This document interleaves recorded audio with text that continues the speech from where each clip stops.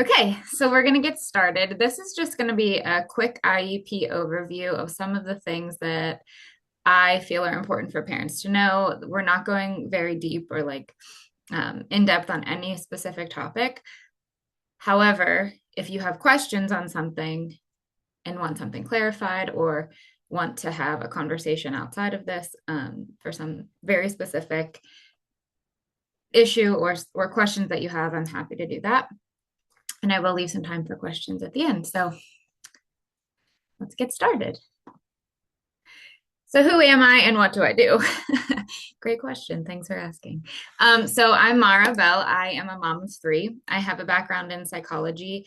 I have my bachelor's from Pitt Greensburg, and then I have a master's in the art of teaching from the University of Pittsburgh. I was a teacher for 10 years. I taught everything from first, second, and third grade to middle and high school family and consumer science. And then after I had my second son, I decided to stay home for a while. I stayed home for, oh my goodness, maybe 5 years. And then I became a parent consultant with the Bureau of Special Education. So I helped parents navigate the world of special education and find resources and services to help support them. Then, most recently, I became the IEP coordinator with the Down Syndrome Association of Pittsburgh, and which is basically my dream job. From the moment I found out that DSAP existed, I wanted to work for them. So, 9 years later, we have made that happen. And my role is to help parents navigate the special education system as well as advocate for them. I can attend meetings with parents and families. I can just support by looking over an IEP if you would need that, answer any questions that you might have. Basically, I'm just here as a supportive resource for you in whatever capacity you need, as well as doing peer presentations at schools. So if your child is in preschool or school age, and for World Down Syndrome Day or in the month of October is probably a pretty popular time since it is Down Syndrome Awareness Month. If you would like me to go into the school and do a presentation for classes about Down syndrome, what it is, how to be a good friend to somebody with Down syndrome or any other disability, and just help facilitate conversations with students to promote feelings of belonging and accessibility and inclusivity, that is also part of my role. I really want to work with families on collaborative partnerships with schools. So often, as parents, we're taught that we have to fight for what we want. And there is a very big difference between fighting and advocating. And I found that out early in my son's educational journey.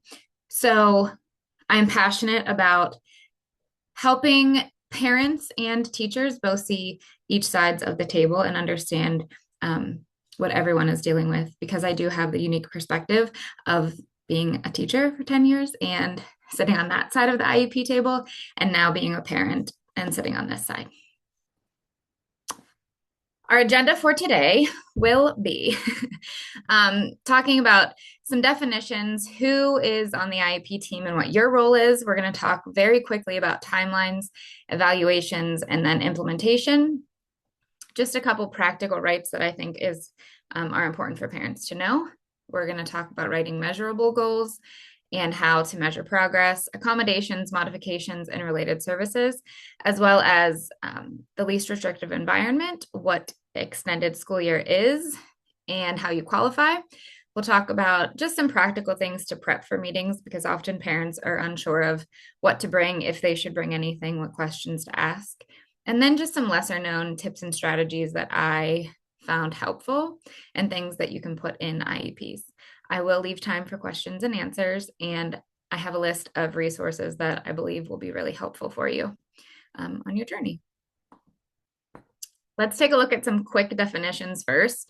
Oftentimes, when you walk into an IEP meeting, it sounds like they're speaking another language because teachers talk in jargon and acronyms, and it's super confusing. The first thing I need you to know is that you have every right to stop them and ask them what those things mean, to define them and explain them.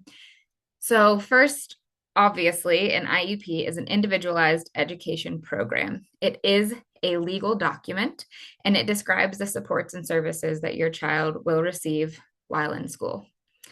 FAPE stands for Free Appropriate Public Education. That is what is guaranteed to every student with a disability under the IDEA laws, the Individuals with Disabilities Education Act, which is the federal law that guarantees FAPE for each student. Extended school year will be referred to as ESY.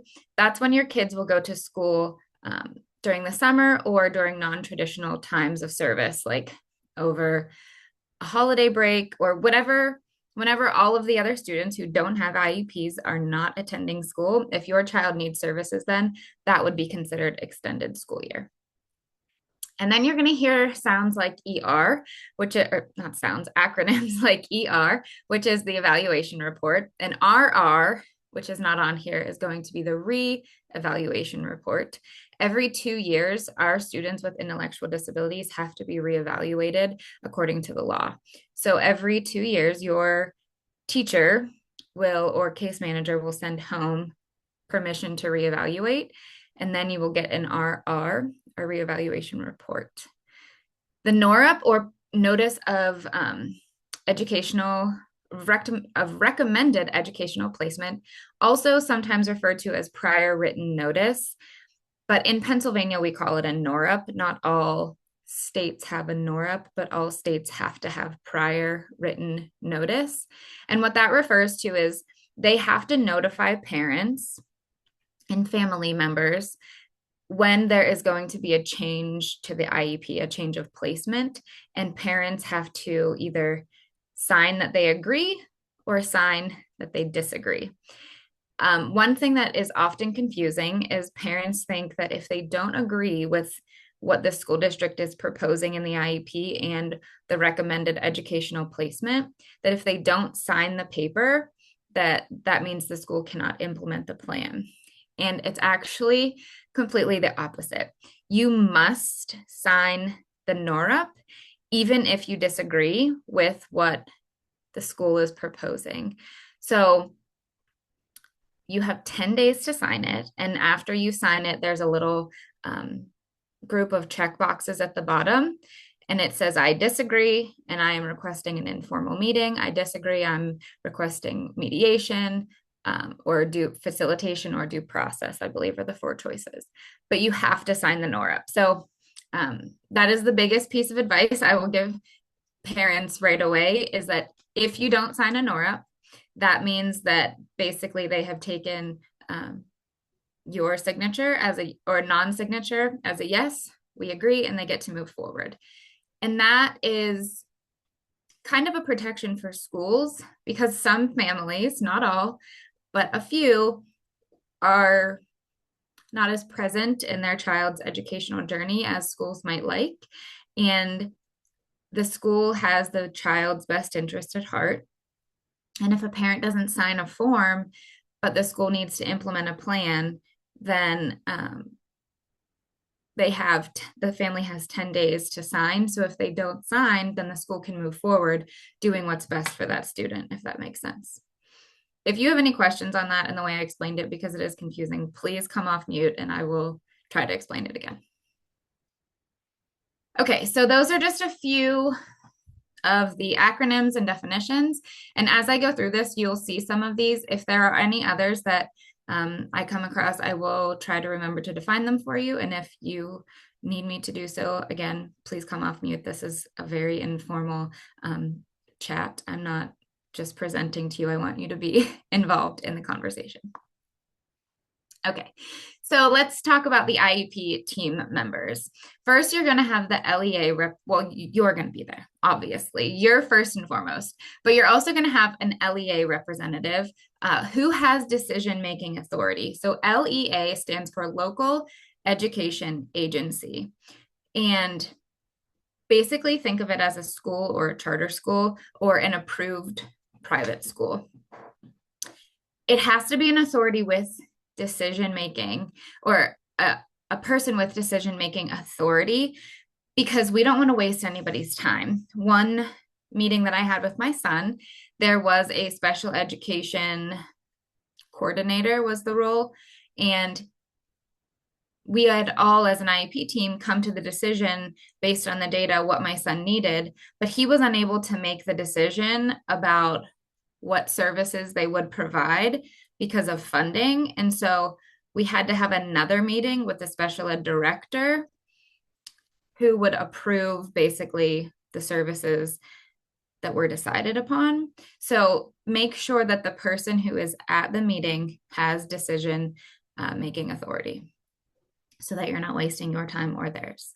There will be a regular education teacher if applicable, and your child has a regular education teacher. There will be a special education teacher.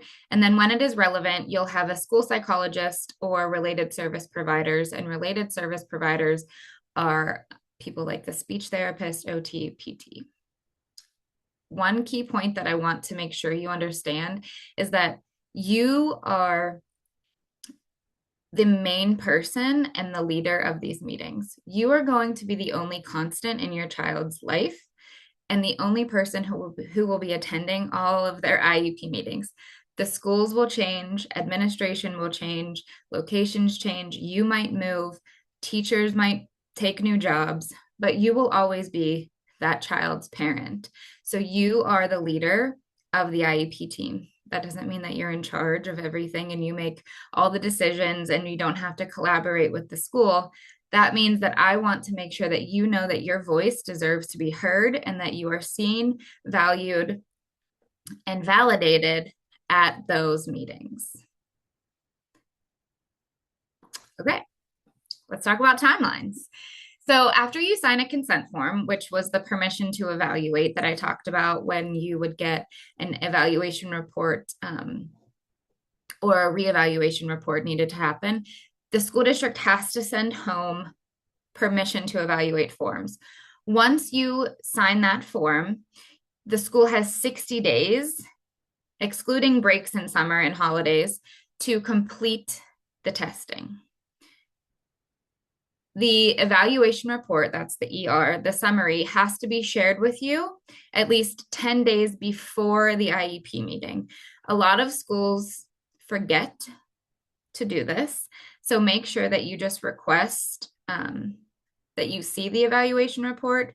Unless you have waived it, schools districts can say, do you want to see the evaluation report? And you can waive your right to see it. I don't know why you would do that, but it is something that sometimes happens.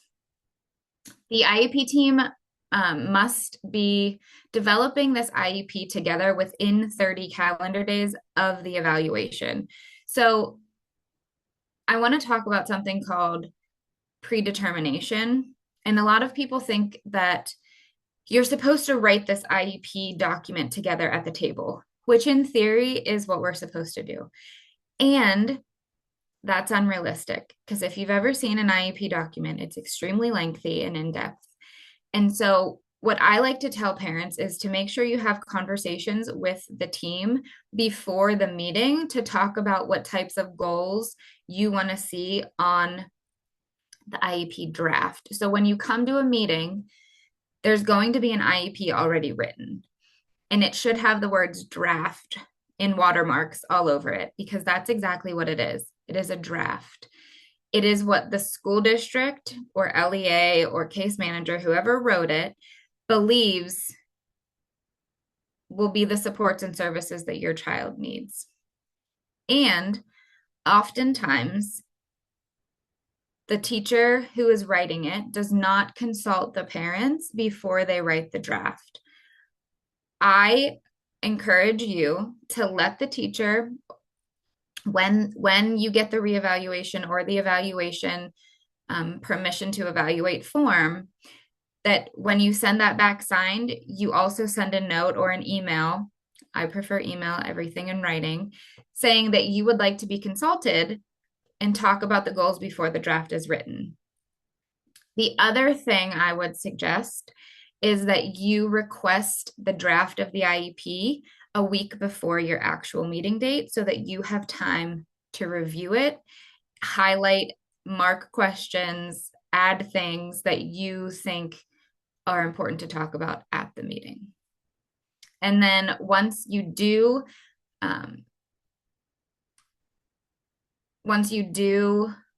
have the meeting. The school then has 10 days to implement the new IEP. Any questions so far? Okay. So here are just a few practical rights that parents often don't know that they have. You can request an IEP meeting at any time. We have to legally have an annual evaluate or an annual meeting where we review all of the goals and update the goals, talk about the child's progress over the year. That doesn't mean that's the only meeting that you have. If you request a meeting, the school is legally obligated to provide you with a meeting. I have had last year, I probably had 8 IEP meetings for my son because he was having a really rough year. Some of them I requested, and some of them the school requested because we needed to collaborate. So if something is happening at school that you see as an issue, if you think your child is having some unwanted behaviors, or they might need what's called a functional behavior assessment to create a positive behavior support plan, then you can request a meeting to talk about that. You can request a meeting to talk about transportation issues that you might be having. Literally anything that you want to talk about your child that the IEP team should be there for, you can request a meeting and they have to give it to you. You also have the right to bring any advocates and attorneys with you, and you have the right to procedural safeguards, which people joke are used to wallpaper your bathroom because there are so many pages in a procedural safeguard document, and it is the school's responsibility to explain to you what they are. And schools don't often do that. They just hand them to you and they say, these are your procedural safeguards. And then they ask you to sign a paper saying that you received them. And I'm going to talk about some of the information that's in those procedural safeguards. And what that stands for is procedural safeguards are basically telling you what your rights as a parent are and what you can do if you're having problems and unable to agree with the school district on certain things. So that's what procedural safeguards is a fancy word for. And then you are expected to participate in your child's IEP. Your observations and your information that you are bringing to the table are just as important as the schools. You are the expert on your child, which is why I always keep saying to parents, you are the team lead. You know what your child needs, and you have every right to advocate for it. Even if you don't know the fancy jargon and the acronyms, you know your child, you know what you're talking about. So try not to be intimidated when you walk into meetings with these expert educators, because we forget that we're also experts. Okay, writing a measurable goal and how to measure progress.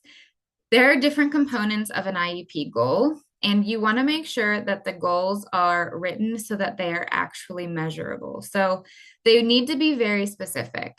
Having a goal that says Johnny will read by the end of the first 9 weeks, that's not measurable. It's not specific. We don't know what Johnny is going to work on. We don't know how often Johnny is going to be assessed or how often data will be collected on Johnny. I don't know who will be progress monitoring him. I don't know where he'll be progress monitored. And so when we're talking about goals, and I'll give you just inside info, usually goals are all written pretty crappily. It is the worst part of the IEP. Every person, speech, OT, PT, and then a reading and a math goal usually, everybody writes them differently. There's no standard format for a goal.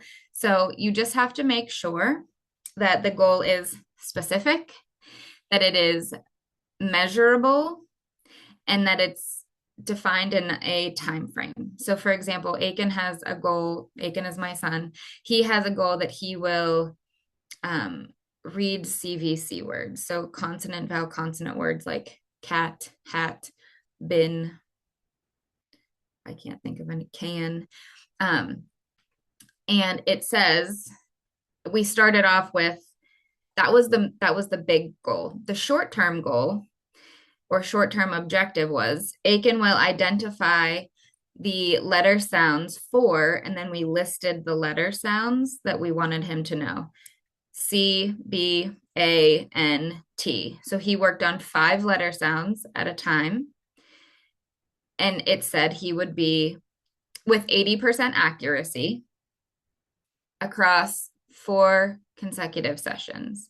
So that would mean that he would be, and when measured biweekly. So that means that he would have to get 80% identifying letter sounds correctly 4 out of 5 times when measured biweekly. So 5 times they gave him this test. He had to get 80% of those correct four of those times, and they were measuring him every 2 weeks. Do you see why goals are confusing? So when you get an IEP, if the goals are confusing, that's when you can message me and I can go over them with you and I can give you a kind of formula for that. And at the end of this, I have a resource that will help you with how to write good goals. But that is basically what you want to make sure, that they're measurable in a time frame and specific. And then it will also ask you in the IEP how they'll be measured and like when they will report progress. And typically the school is required to give you progress on your child's goals when they give other students progress reports and when they give other students report cards. So I get progress on Aiken's goals once, like at the half 9 weeks, and then I get his report card every quarter when I get my other kids' report cards. Okay, let's talk about the difference between accommodations and modifications. Accommodations do not change the instructional level, the content, or the performance criteria. So my other son, he gets accommodations for his learning environment. He gets things like a fidget toy. He has a kick band on the bottom of his seat. He has a wobble seat so that he can move around and not just be sitting still in a chair. He has a visual schedule on his desk. He is allowed to use additional manipulatives, but the content that he is learning is exactly the same as the other students in his class. He is still expected to perform to the same standards of academics as the other students in the class. That's my son Sawyer. My son Aiken, who has Down syndrome, he also has accommodations like that where he gets a wobble seat, a special chair, preferential seating, fidgets, he gets sensory breaks. Good Lord, he gets a lot of things accommodation wise. He also has a modified curriculum. He is not reading on a 3rd grade level, even though he's in 3rd grade. The IEP goals are his modified goals or standards that he's trying to meet. So he is given an alternative curriculum. He's using a system called Edmark, and he's also using something called Sonde, which is a reading program. None of the other 3rd graders are receiving that instruction. He's getting different instruction and expected to have different levels of success and outcomes than other 3rd grade students. Those are modifications. We're taking the 3rd grade curriculum and we're modifying it and changing it to meet the needs of what he is learning. Accommodations are simply giving students access to be able to complete the same tasks as their other students.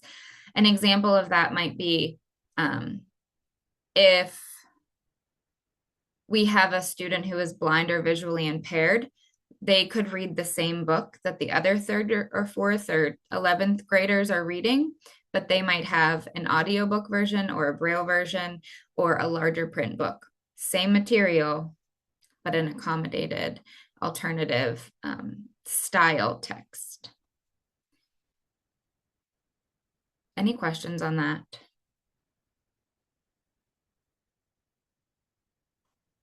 Okie doke.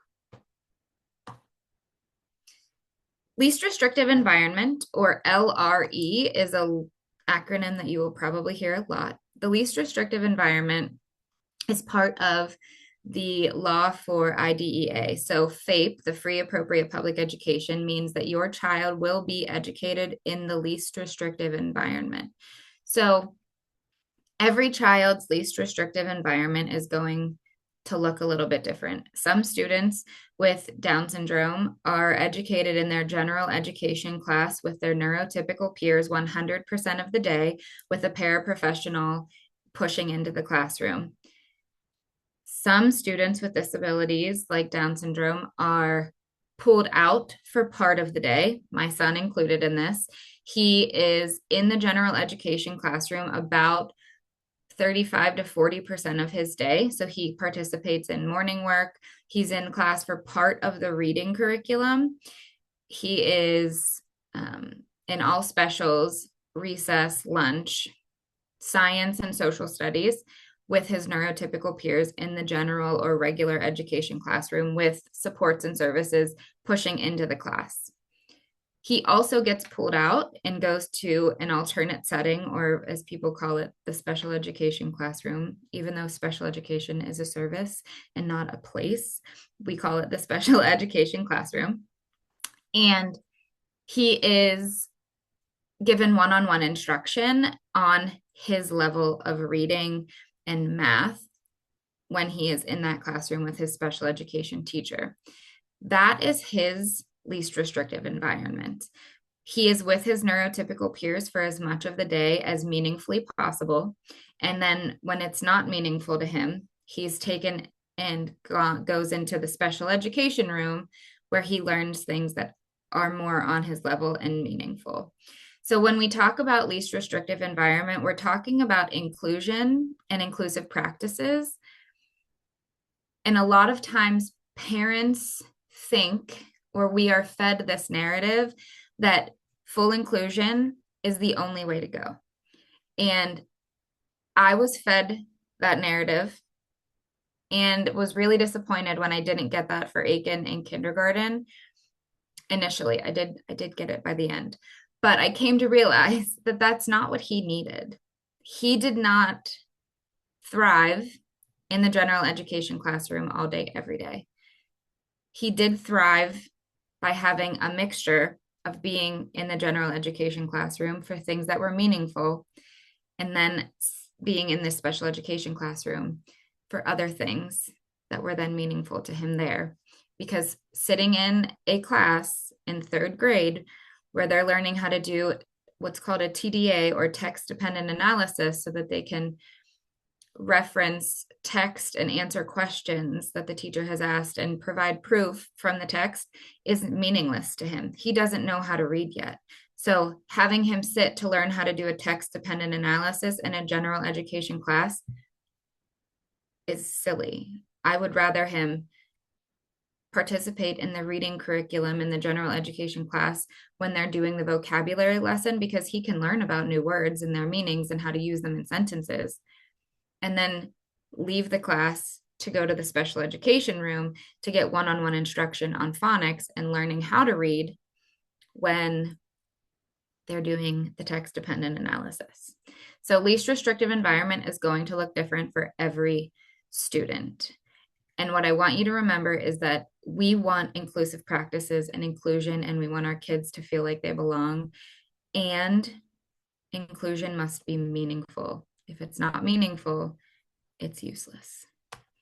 And then please remember that the placement follows services that are determined. So this is when we can get tricky with predetermination. If a school district or an LEA decides where your child should go to school, meaning it could be an approved private school, a school not in your home district, it could be a school within your district that has the life skills classroom or autistic support classroom or emotional support classroom. That's not your neighborhood school, that if you had other children who were neurotypical, where they would go. For example, my kids, we live in a neighborhood and they would normally go to school A, and Aiken goes to school B, still in the same district, but he goes to a different school because the life skills classroom and program is run at that school. The School districts should not be determining where your student will go based on a diagnosis. They should be determining where your student will be educated based on the services and supports that you as an IEP team decide they need in order to be successful in the classroom. So predetermination can look like a lot of things. It can sound like things being said like, oh, we've already decided what's best for your child, or we don't do that here, or we don't offer that program here, or we've always done it like this before. Those things are examples of predetermination because it doesn't matter what you do or what you have done in the past or what you have not done. If we decide as an IEP team that this would benefit our child or my child, that's what they deserve, as long as it's within reason. So predetermination can be tricky. And if you have questions about it, I can always walk you through it and how to navigate that with an IEP team. Any questions on least restrictive environment? Okay. Extended school year is the ESY that you will hear about. Our children with intellectual disabilities are part of what's called the Armstrong group. And that focuses on kids with severe intellectual disabilities or serious emotional disturbances. Things like autism often qualify. If it's determined basically that your child will qualify for the Armstrong group, then the school district has to inform you whether they qualify for extended school year by February 28th. And then they have to issue you the NORUP no later than March 31st. And I worked with some parents last year whose children were not qualified for extended school year, and they didn't hold a meeting to talk to the parents about it. That's illegal. So I want you to know that extended school year is a conversation that you should be having with the school district as an IEP team. They should be talking about the 7 criteria, which I'm going to go over next, that determine eligibility.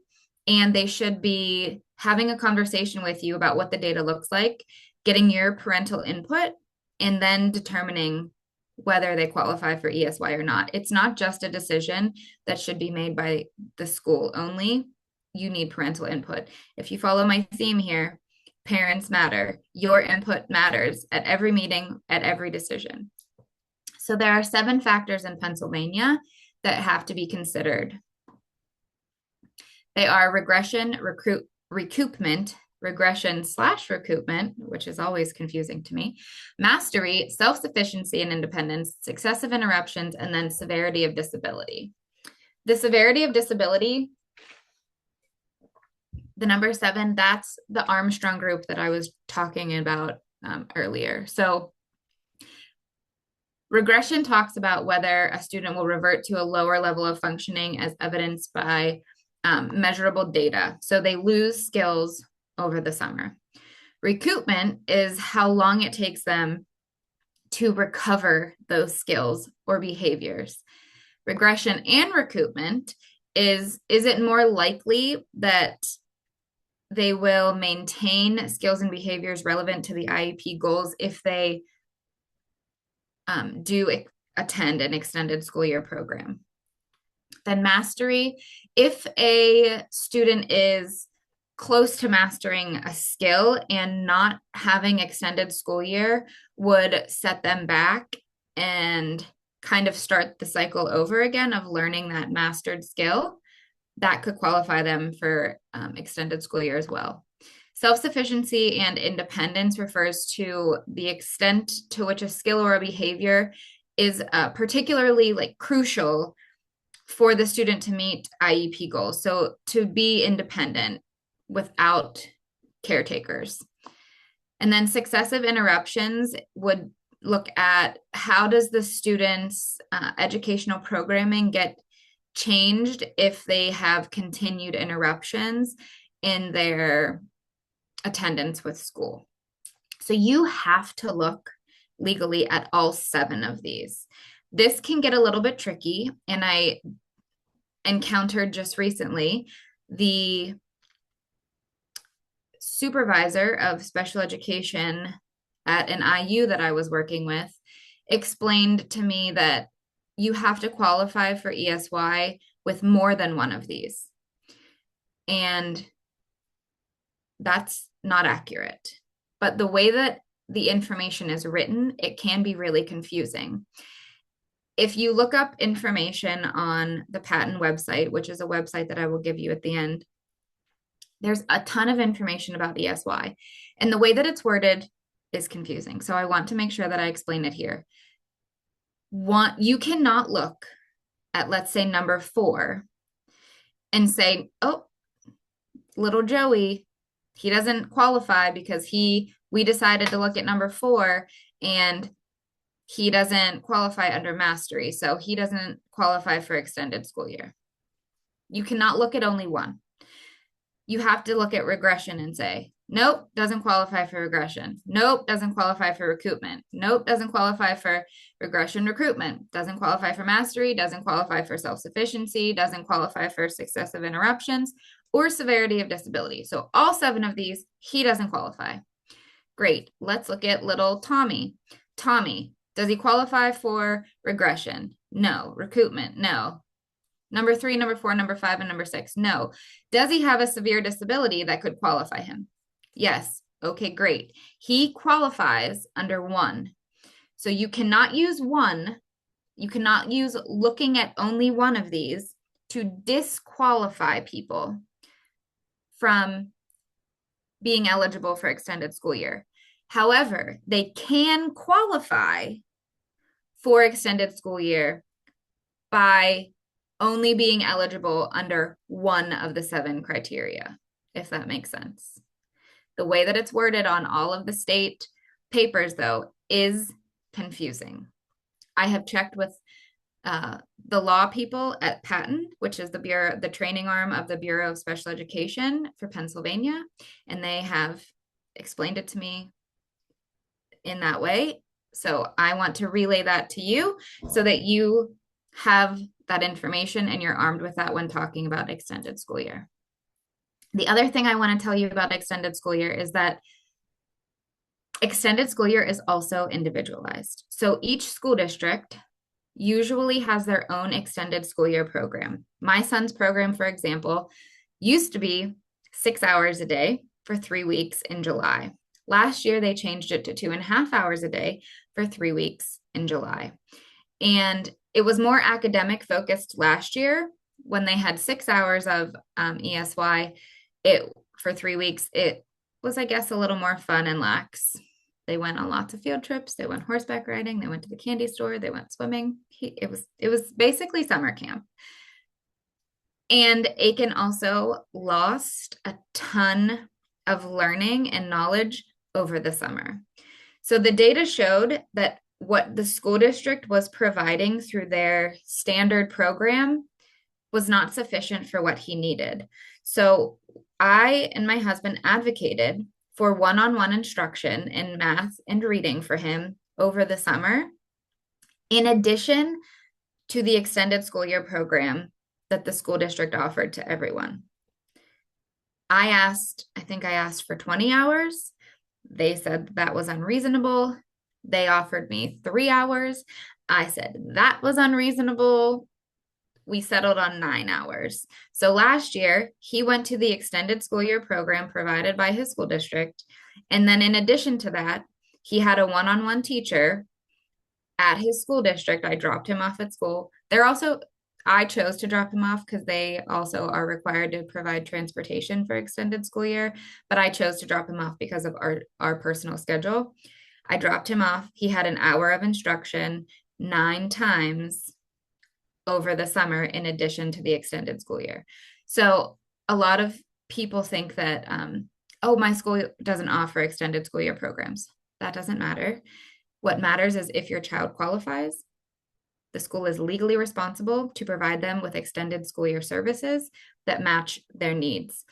I believe Avella School District a few years ago didn't have an extended school year program, but there were still kids who needed extended school year. They can contract with other school districts, such as Canon Mac or Trinity, and send their children in Avella School District to another school district's extended program. They can provide a certain amount of money for parents to hire outside tutors to meet the needs of their child. They can assign teachers to go do in-home schooling with certain students that need that. There are ways around a school district not having their own in-house extended school year program because the school district is legally responsible to provide the service if they are eligible, regardless of what they offer. Okay. Tips and strategies. So I told you you can call a meeting at any time. You do not have to accept the first proposed IEP plan. Ask for changes, but sign the NORUP when it is issued. If you don't agree with the NORUP, the Notice of Recommended Educational Placement, you still have to sign it and return it within 10 days and check the box that you are requesting another informal meeting. Document everything. I do speak to my son's teacher on the phone a lot. And after every phone call, I write a follow-up email saying, thanks for chatting today. Just want to clarify and confirm that these are the things we talked about and these are the things we agreed on, so that I have all of that information in writing. Because if you don't have it in writing, it's going to be a hearsay situation. He said, she said, if it ever would come to that. If your child has healthcare needs, that is a whole different beast, and you need to get doctors involved, and I can help navigate with that. But again, all of that information that your child needs healthcare wise needs to be in a letter from a doctor, and it needs to be very, very specific, down to if your child has type 1 diabetes, how often a nurse would need to visually see your child to monitor them. And it is the school's responsibility to provide a nurse should your child need a one-on-one nurse. Again, that gets very complicated, but I can help navigate that if that would ever come up. A Bureau of Special Education advisor is something that not a lot of people know exists, and I didn't know existed until I started working at Patton. And it is an advisor who works for the Bureau of Special Education that is like a liaison between the schools and the families. I have a list of all of the advisors in the state of Pennsylvania that I will share with you on at the resources screen and the next screen. And I can show you how it works, how to find your advisor. And then if you disagree, ask for mediation or request assistance from the Office for Dispute Resolution, which is run by the Bureau of Special Education as well, and they're a resource for parents. Okay, I hope I can click on this, but so these are all links to different resources that I have found helpful when I was starting to navigate IEP world. Patton information for families. Can you see the Patton screen now? Great. Okay. So Patton is the Pennsylvania Training and Technical Assistance Network. Again, it's the training arm of the Bureau of Special Ed. So if a teacher is having a lot of difficulties with a student's behaviors and they just can't figure out what's going on, a teacher can reach out to Patton and also every intermediate unit. So they would reach out to an intermediate unit and then reach out to Patton after that because of the chain of command. But intermediate units and Patton are there to help support school districts to provide for students. And Patton also tries to inform families of important information. So if you head to that first link, there is a couple links. There are a couple links here that I think are very helpful, and it explains just things in pretty simple terms. Okay, it's telling me this meeting is being recorded. Okay, this is the Family's Quick Guide to Special Education. So this is like a bundle. If you go here, all of these things, the education ABCs, is one of my favorite documents. It is an acronym chart if it ever loads. Nope. Okay, well, it's an acronym chart and it tells you what every acronym that you're going to hear about in an IEP meeting stands for, from FBA, which is a functional behavior assessment, to SLP, which is a speech and language pathologist. It's not going to load, but I swear it exists. There are education timelines. Let's see if this one loads. Okay, I'm not going to waste my time, but you can add this to your cart. You can download it. You can order anything off of Patton and have it sent to your house for free. You can also order 10 of them to take to IEP meetings and give to the IEP team. This is the teacher's desk reference for extended school year, one of my favorite documents. And it's super quick, but this is right here. Is that highlighting for you? Great. It says there are 7 factors that the IEP team must consider to determine if a student is eligible for ESY. However, no one factor by itself can be used to determine eligibility for ESY services. The child may be eligible by meeting just one of the criteria, but all 7 must be considered by the IEP team. So you can see how that is confusing and misinterpreted. But it does, I think it clearly explains it, but some people get confused. And then it gives you each of the 7 factors. It tells you how you decide whether they qualify for ESY. And this is a document that I took to my son's IEP meeting when we were asking for additional supports and services for him, because it clearly says that the school is responsible for providing these services. I also included something called the annotated IEP. This is a very overwhelming document. So take it one page at a time if you need to, but it literally goes through an entire IEP and it tells you what each section should say. So when you get down here to things like goals, if they're, hold on, that's transition services. That's participation in state standardized testing. Okay, so when you get down here to goals, it tells you include as appropriate academic and functional goals. Use many copies of this page as you need, and it explains to you what they should be, how they should be written, that it needs to be a measurable annual goal. And then it tells you the condition, the name, the behavior, and the criteria. And then it explains down here what it is. So this document, it's super confusing if you don't know anything about it. So if you want to go over it together, I would be happy to do that. If you want to pour yourself a hot tea or a hot toddy, whatever you like to get you through this document, it's really, really helpful, especially if you're new to IEPs. I also included what I said before. This is the list of the Bureau of Special Education contacts. This is going to be the person that you would contact if you have questions about legalities of things that a school is doing. I am an IU1, so I would look over here to IU1. My BSE advisor is Carrie Hartman. BSE just stands for Bureau of Special Education. This is her telephone number. This is her support staff that helps her.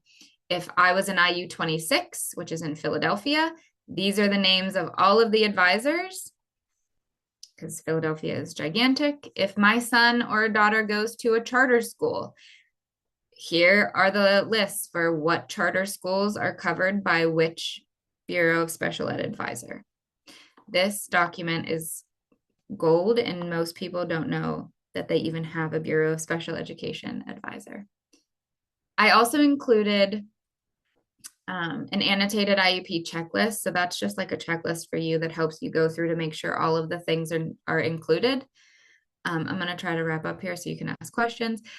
Rights, Special Education Law, and Advocacy is an amazing website. A Day in Our Shoes is a mom, I believe she's even in Pennsylvania, who has a child who is autistic, and you can search on this website for basically anything you need. If you want to know about what is a NORA, Hold, please. You just type NORUP and then what is a NORUP in special education? And then she explains what it all is in family friendly terms. So I love this website. She is legitimate,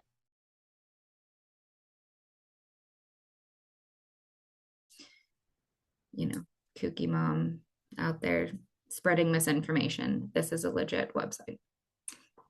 And Families to the Max is an organization. It's a statewide family run network for parents of students with disabilities in the school system. It's amazing. And I am going to work on having them be hopefully one of the speaker series, Sharice, because they're wonderful. And they have foundational courses that they present on presuming competence and holding high expectations, access to the general education curriculum, communication. It's a wonderful organization.